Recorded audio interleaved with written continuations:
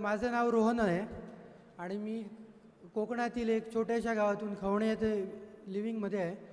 आणि सुरुवातीला हा बिझनेस स्टार्ट करण्यासाठी माझ्या घरच्यांनी मला चांगला थोडा सपोर्ट केला होता.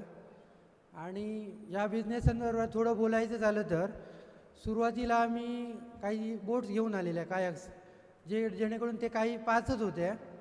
तर पर्यटकांची संख्या वाढता म्हणजे अशी वाढतच गेली व सोशल मीडियावर आम्ही काही इन्फ्लुएन्स केलं की कसे काय आम्ही सुविधा देतो पर्यटकांना, कसं काय आहे आणि जे काही कांदळवन आहे ते कशाप्रकारे माहिती देऊन फिरवतो हे पण आम्ही लोकांपर्यंत पोहोचवलो.